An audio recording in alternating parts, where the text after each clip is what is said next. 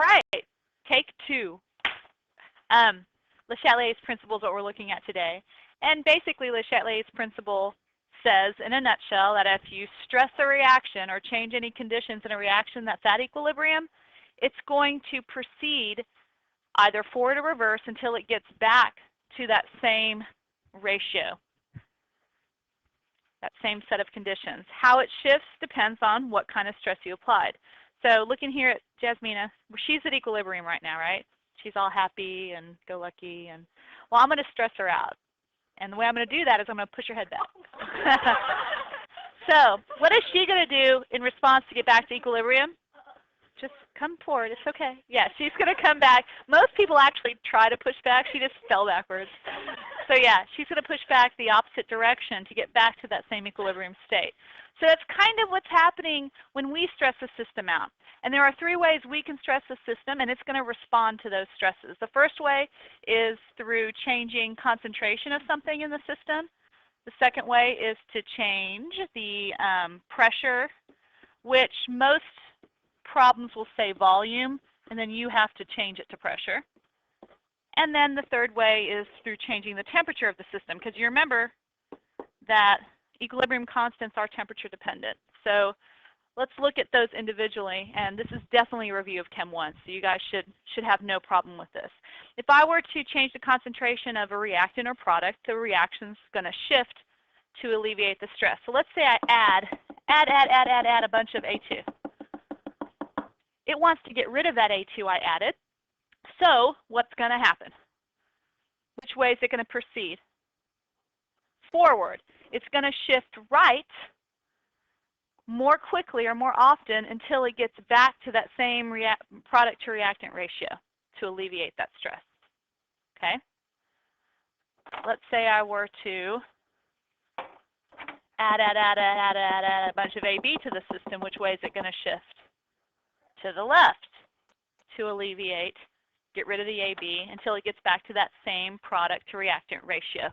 You can also take stuff away. Let's say I were somehow to add some sort of compound that tied up and removed B. It took B out of it. B needs to be replaced, correct? So which way is it going to shift? Shift to the left. And you can say the reverse reaction happens more often. There's a lot of different ways you can phrase it. The one thing you need to be careful with, the AP tries to trick you. They'll have, say you're producing a solid, and they'll say, what happens when you add extra solid? Well, what's the effect of solids and pure liquid on equilibrium? No effect. So you'd say no shift. I have to be very careful and make sure the F, no shift. All right. So that's concentration. That's the first way you can stress a system out. Next, let's go look at volume. Volume is really pressure incognito. So anytime you see volume, you immediately need to change the scenario to pressure. So first, before we even apply it, let's talk about a pressure system. If we change volume, pressures change, but only when what state of matter is present? Gas. So this whole thing right here, this whole page, is only good for gases. I don't know if I'm writing this big enough to make my point. Ooh, that was sly, wasn't that? The way I did that. You see what I did there, Seth? See, I wrote it kind of, never mind.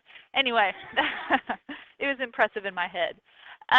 So only gases are affected or will cause changes in pressure or volumes change. So if I were to look at this system, and I'm going to say just in general that I've decided to decrease the volume. That's the stress I'm going to apply. If I decrease the volume, what did I do to the temperature? I mean pressure. If I decrease the volume, what did I do to the pressure? I increased the pressure. So in response, what does it want to do to the pressure? It wants to do the opposite. In response, it wants to decrease the pressure.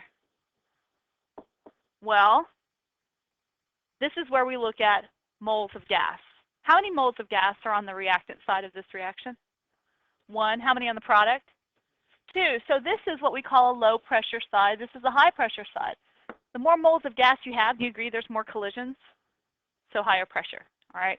So if this wants to, in response, decrease the pressure, which way is it going to shift? To the low pressure side, so it's going to shift to the left. So in this case, it's a left shift.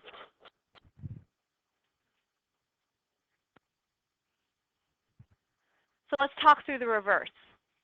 If I increase the volume, what did I do to pressure? Decrease the pressure. So in response, it wants to increase the pressure, so it's going to shift to the high pressure side, to the more moles of gas, so it's going to shift right. Got it? Okay, the next one I want to look at is the final stressor, and that is temperature. Very first thing you guys need to do is I want you to treat heat like it's a reactant or product. So you have to be told in the problem if it's exo or endothermic. There's no option. If they don't tell you if it is or not, you can't answer Le Chatelier's problem. So in this case, they're telling you the reaction is endothermic. Or they might give you a delta H. What would the delta H be if this were endothermic? Positive. Good. So I'm going to write heat on the reactant side since it's endothermic. And now I can treat heat just like any other reactant or product. If I increase the heat, raise the temperature, what does it want to do? Shift right to cool it down to get rid of that heat. Okay? If I were to reduce the heat, take the heat away and cool it down, take it away, what's going to happen? It's going to shift left. Okay? And then it would be totally opposite effect if it were an exothermic reaction. But you got to know which one it is before you can answer the question, okay? All right, let's go and do a practice problem then. Okay, it says the reaction blah-de-blah has a delta H of negative 1036. What's the first thing I told you to do? Write the word heat. So if it says negative, it's exothermic. So where does it go? On the product side. Good. All right, so given the reaction is at equilibrium, predict the direction the reaction will shift when disrupted by each of the following. H2O is increased. Ooh, I got you. So I heard a lot of left. Why is it no effect? Because it's a liquid. No effect. I got some of you. Watch for that. Be very careful. Okay, the temperature of the reaction is increased. So if we're increasing the heat is on. The heat is on. All right, what happens? It shifts left. So the reverse happens more often, or it shifts left. Okay, what if the volume is decreased? I immediately want you to convert it to pressure. So if the volume is decreased, what did we do to the pressure? We increase the pressure. So in response, it wants to decrease the pressure. So look at our moles of gas. How many moles of gas are on the left side? 5. And how many on the right? 2. So it's going to shift to the side that's lower in pressure, which would be the right. I know some of you are looking like I'm crazy. Why 2? This is a liquid, not a gas, right? So it's going to be a right shift. So always immediately stop in a problem they're giving you volume and get it to pressure first. All right, what if we pull out some H2S? What's going to happen? Pulling it out, it's got to be replaced, so it's a left shift. Pretty easy, yeah? All right, that's Chem 1. Those of you who took pre-AP, we're going to move on to something you've done, but we're going to make them a little bit more challenging because the math is a little bit challenging. And I'm going to introduce the concept of Q, which is also known as special K in my world, or the fake K. I'm not going to talk through this page of notes just yet because I feel the best way to show you this is to actually jump into problem solving. So we'll come back to these 2 pages in a minute. But what I want to do is look at number 11. Number 11 says you have this reaction and it was found that Kc was 0.079. Which direction the reaction proceed to establish equilibrium? All right, well, if I make a little rice table, a few of these I can already do with no problem. So I have NOBr going to NO plus 1/2 Br2. Now they give us these, that little 0 right here stands for initial conditions, okay? So these are the initial conditions. We have 0.1 molar of this, 0 and 0. Which way do I have to shift to get to equilibrium? There's no option. I got none of this, so I have to shift that way. I'm doing a minus plus plus, right? So this one is right. All right, so let's look at the next one, and I'm going to be repetitive and rewrite the rice table again. That's how I roll. Okay, in this case, I have an NOBr concentration of 0, an NO concentration of 0.1, and a Br2 concentration of 0.1. So for this reaction to get to equilibrium, which way do I have to shift? Left. So I would lose here, lose there, and gain there. That's a left shift. Now I have to go toward the 0. So that's easy. If there's a 0 anywhere in your initial line, shift toward the 0. But what do I do in a case like number 3? And I'm going to work this one up on the top left over here. And I'm going to do another rice table. So this is 3. R, I, C, E. All right, so NOBr going to NO plus 1/2 Br2. So my initial concentration of NOBr is 0.1. My NO is 0.1. And my Br2 is 0.1. Uh-oh. Which way do I shift? I don't know. You can't just guess and go, oh, there's more on the right, so we're going to shift to the left. Can't do that. We got to figure out which way we're shifting by calculating Q, which is our fake K.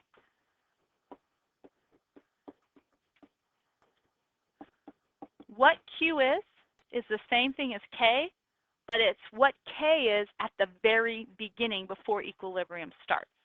Okay? So my Q is going to have the same exact setup as my K does, but I use initial conditions. What is that going to tell me? Well, first let's calculate it, and then I'll show you.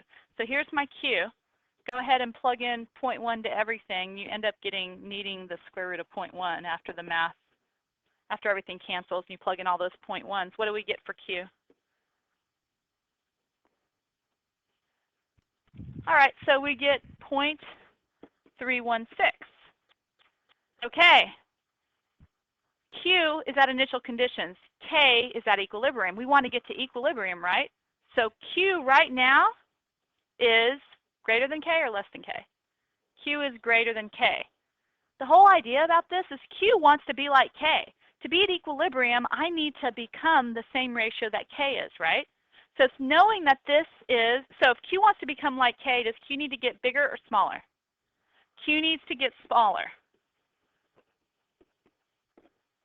All right, well, knowing that this is a ratio of product over reactant, how do I get smaller? More product or more reactant numerically? More reactant. What shift is that? Left shift. To get more reactant, we shift left. So that then will dictate in our rice table, lose, lose, gain. That's the point of Q. So let me repeat that. Q is 0.316, which is the same ratio setup. Does everyone get how to find Q? Okay. You compare Q to K. In this case, Q is larger than K. Q wants to be K to get to equilibrium, so it's going to get smaller. Since this is a ratio of product over reactants, to get smaller, for Q to get smaller, we need more reactant. To get more reactant, we have to shift left. And it's gonna no matter what Q you use, it'll shift. Sometimes it'll shift right. It depends on whether it's smaller or larger than the actual K. Now, if you had no clue what I just did there is a shortcut, and I'm not a big fan of it, but I'll tell it to you anyway. If you draw a number line, I know they did this in pre-AP, just put Q and K where they are. So Q was bigger than K, correct? So K would be here, and Q would be there, right? How does Q get to K? To the left. I know that seems easy, but my only argument with that whole thing is that you're not thinking about what's happening. And I just want you, it's not a hard concept. The ratio has to get like K in order for it to be K. So it's not that bad. All right, let's look at this last one. Number 4, which I can barely see here, so I'll do it right above it. So we're going to plug into Q because we have all those initial conditions. Are you okay if I don't do the Rice table since I'm out of room? So this is, NO is a product, and that's a product. So we have 0.05 to the first, and then that BR2 is going to be to the half, and that's divided by 0.2 raised to the first. So what is this Q?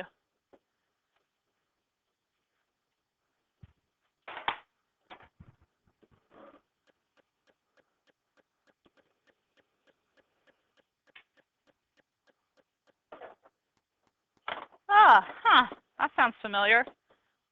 If Q is 0.079, what does that mean? We are already at equilibrium, so no shift occurs. So we are at equilibrium. No shift.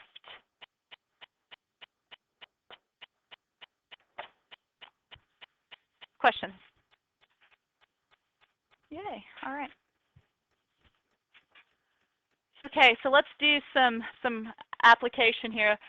Y'all, this is really ugly math, and you're capable of it, but I will promise you're not going to see something this mathematically just challenging in the sense that it's going to take a while to solve on the test. But I expect in class that you can do it, so we're going to work through this. I've got the calcs kind of done already, so y'all just need to be checking the work from 3rd period, make sure they got it right. So looking at this problem, they're telling us to find the equilibrium concentrations of all species. So what is that telling you need? Rice table, right? Okay, so we need the E line on the rice table. So let's just set up our rice table. And so our equation reaction goes there. All right, find the equilibrium constants of all. If the initial concentration of Cl2 is 0.4, if F2 is 0.2, and if CLF is 7.3. And they did give us the K, so that's something we'll look at in a bit. But I can't find the equilibrium concentrations because just yet, which way do I shift? What do? I don't know which way to go. Find Q. So I'm going to go ahead to the side, and I'm going to find Q. It's really important to realize that that Q is not used ever again. Once you find it, it's only to determine direction of shift. I don't want you to go take it and plug it in weird places. So we have, just for the audience at home, I'm going to put in my unsubstituted Q expression. People know what I'm plugging into. Okay, so I get 7.3 squared divided by 0.4 times 0.2. So they got earlier a Q of, great, awesome. That kind of describes the math that's about to come up, so you'll appreciate it. All right, so Q is bigger or smaller than K? Bigger. Q is greater than K. So Q wants to get smaller. Knowing that this is a ratio of product per reactants, what do we need more of for Q to get smaller? More reactants. So what direction is that shift? Left. That's it, guys. That's all we use this for. Never go there again. So now we're going to take that left shift. We're going to lose here and gain and gain. So let's go back and put in some x's. This Cl is plus what? X. This is plus x, and this is minus 2x. So we get 0.4 plus x, 0.2 plus x, and 7.3 minus 2x. Now those of you that have an 89, this is not going to be a problem at all. But for the rest of us poor folk that don't have them, we are going to do it by hand. So to plug in, we're going to plug into our expression k is equal to CLF squared divided by CL2 times F2. So here it comes. 19.9 is equal to 7.3 minus 2x squared divided by 0.4 plus x times 0.2 plus x. So do you see already the nightmare that's about to happen? Yeah, it's not fun. So right now I'm just going to worry about, let's say 19.9 equals 2, and I'm going to square the top. And 7.3 squared is 53.29 minus 2 times 2 times 7.3, if you know your algebra, 29.2x plus 4x, right? X squared, I mean, 4x squared. Yeah, that's what I have down. I didn't write a plus on my notes, but it has to be plus.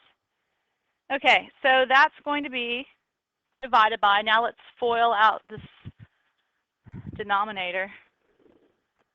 Goodness gracious. 0.08, right? Plus 0.6x plus x squared. Now we're going to cross multiply, and we get 19.9 x squared plus 1.592 plus 11.9x is equal to 53.29 minus 29.2x plus 4x squared. I'm going to pause the video and y'all can check for math errors. So it looks good. So we're going to rearrange in order to prepare for the quadratic formula.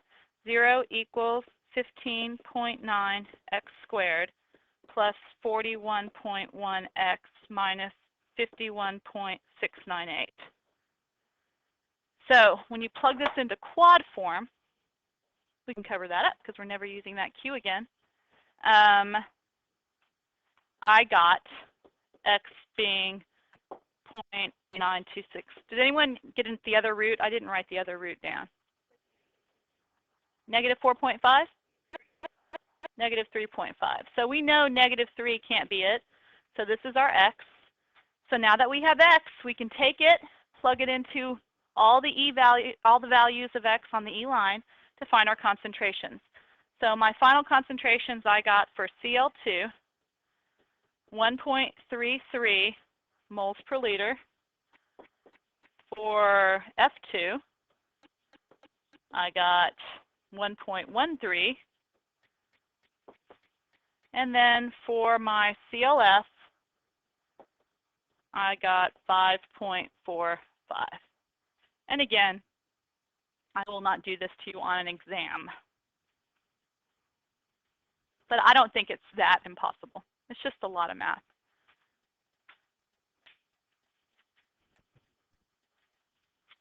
Okay, let's do it again. Go Shaps.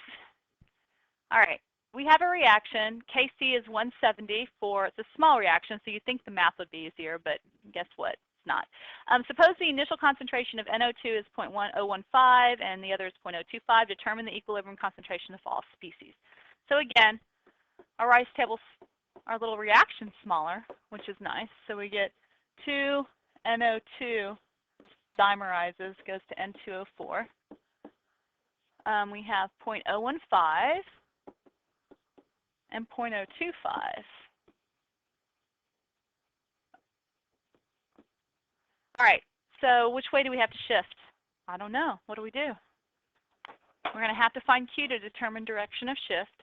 So Q is equal to N2O4 divided by NO2 squared. So we get 0.025 divided by 0.015 squared. I got 111. Is that what y'all got? Okay, good. 111. All right, so Q is bigger than K. So what happens? Q needs to do what? Oh, it's less than K. I thought it said 17. It's 170. It's called teacher with bad eyes. Q is less than K. So Q needs to get bigger. Knowing that this is products over reactants, for Q to get bigger, do I need more products or more reactants? More products. So that is a right shift.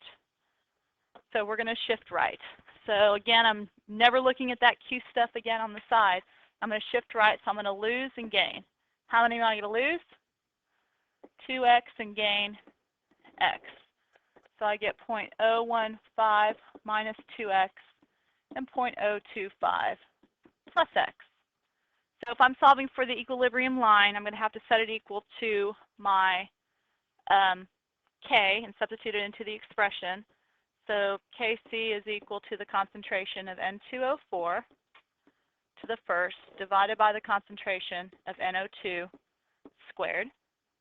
So now I plug in 170 is equal to 0.025 plus x divided by, oh goodness, 0.015 minus 2x squared. So if I FOIL the bottom, I should do it up here, make some more room, probably should change the color.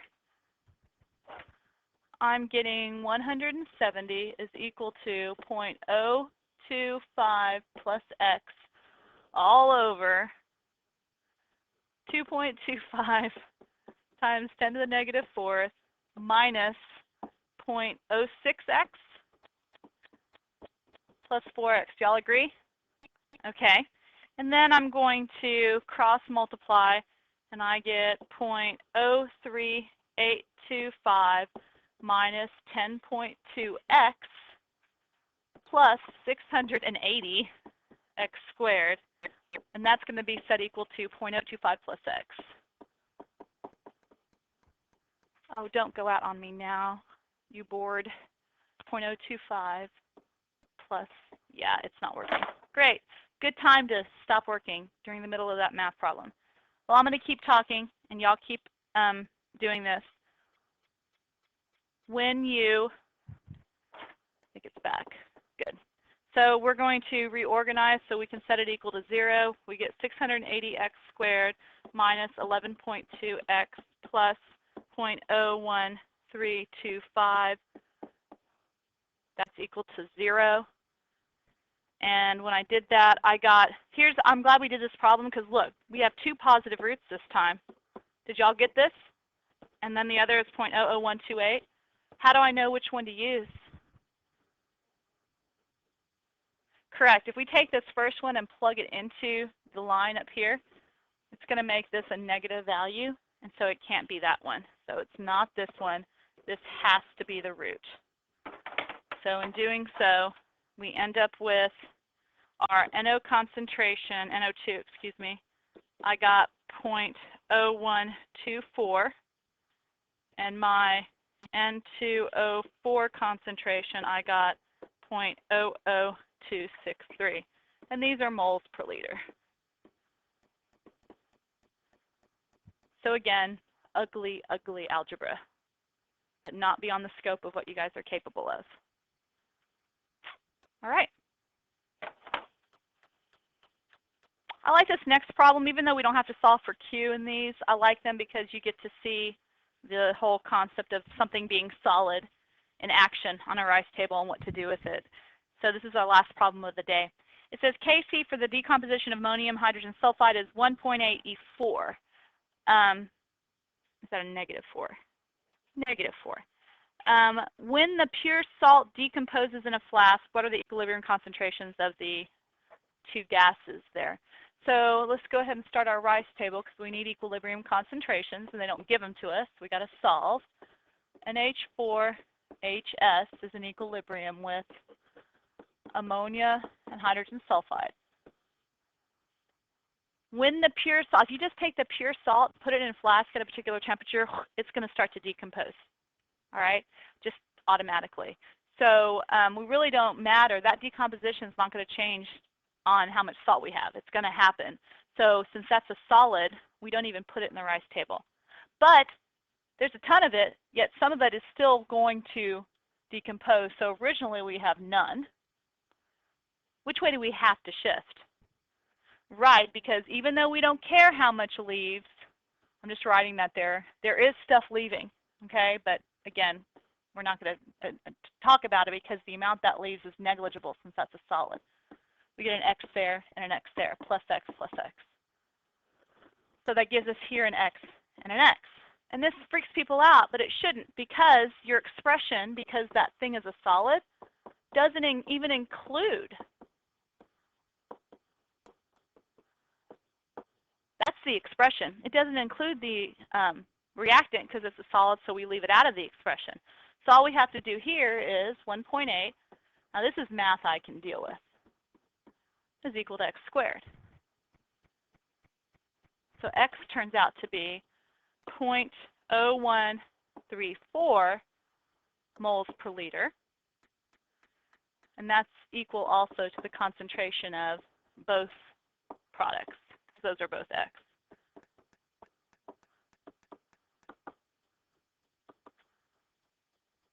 Got it? This bugs me. I'm going to fix this.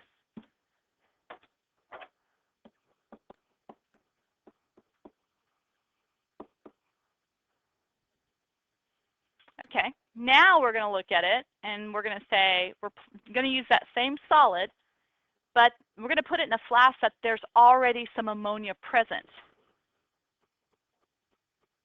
What are the equilibrium concentrations now? Well, let's talk about it. If I've already got stuff in it, what do you predict the value of x to be? Larger or smaller than it was? If I've already got stuff here, taking up some space, yeah, we're hoping for a smaller x, okay?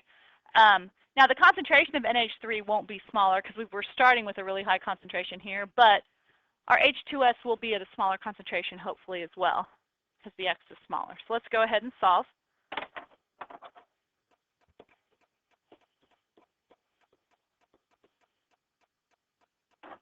Start your rice table. And we get NH4HS, NH3 plus H2S. And we have nothing here, but now we have an initial concentration of 0.02 here and 0 there. We still have to shift right, so we get minus x that we don't care about, plus x plus x. So we get 0.02 plus x and x. So K is equal to NH3 times H2S, and we don't have the other stuff in the denominator.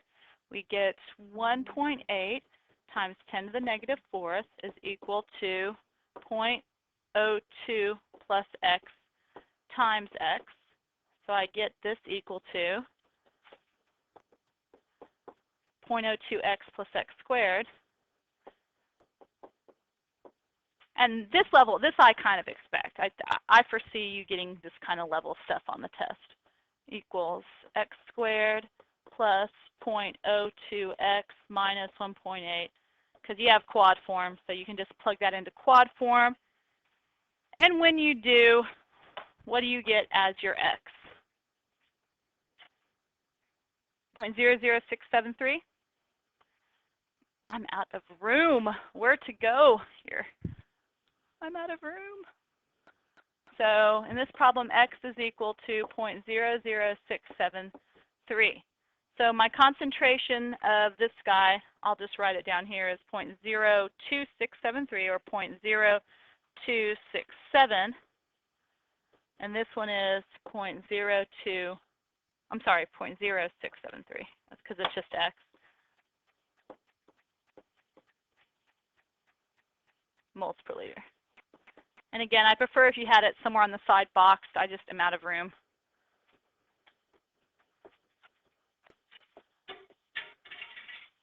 All right. That's it. Tomorrow you have a quiz, and we have the rest of the lecture relating kinetics back to equilibrium. You'll like it. It's kind of fun.